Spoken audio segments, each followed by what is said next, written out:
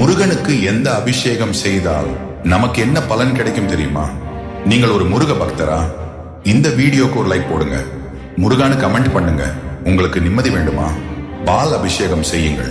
உங்கள் வாழ்க்கையில நோய் நம்மை விட்டு விலக ஆரோக்கியமாக இருக்கணுமா? தயிர் அபிஷேகம் செய்யுங்கள். குடும்பத்தில் பிரச்சனைகள் அதிகமா? இளநீர் அபிஷேகம் செய்யுங்கள். நீங்கள் அதிகம் உழைக்கிறீர்கள், ஆனாலும் யாருக்கும் அது தெரியவில்லையா? சந்தன அபிஷேகம் செய்யுங்கள். ஒரு ஆசை இருக்கு, யாருக்கும் தெரியாம உங்கள் மனசுக்குள்ளே வச்சிருக்கீங்களா? திருநீர் அபிஷேகம் செய்யுங்கள். தம்பதியர் இடையே சண்டை, மனவருத்தம் அதிகமா? பஞ்சாமிர்த அபிஷேகம் செய்யுங்கள். இப்படி ஒவ்வொரு வாழ்க்கை பிரச்சனைக்கும் முருகனிடம் ஒரு தகுந்த அபிஷேக பரிகாரம் இருக்கிறது. அந்த அபிஷேகத்தப்போ உங்களுக்குன்னு என்னென்ன விஷயத்துக்கு பிரார்த்தனை இருக்கு அப்படின்னு பார்த்துக்கோ. எனக்கு நிம்மதி வேணும் அப்படின்னு சொன்னா பால் அபிஷேகம் பண்ணிக்கோ.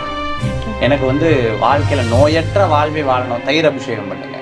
அதே சமயத்துல எனக்கு குடும்பத்துல நிறைய பிரச்சனை இருக்கு, எல்லாமே சால்வ் ஆகணும், இளநீர் அபிஷேகம் பண்ணுங்க.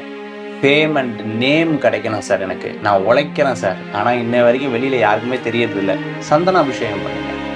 எங்கள் குடும்பத்தில் எல்லாமே சேர்ந்து ஒட்டுமொத்தமாக மனுஷனுக்கு எப்போவுமே ஒரு ஆசை இருந்துருக்கும், சார் நான் போகிறேன், எனக்கு எல்லாமே கிடைச்சா நல்லா இருக்குமே சார் அப்படின்னு விபூதி அபிஷேகம் பண்ணலாம்.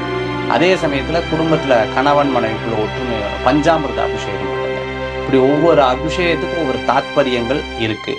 அப்படி அந்த வேண்டுதலை கொண்டு முருகனுக்கு அந்த அபிஷேகங்களில் கலந்து கொள்ளுங்கள்.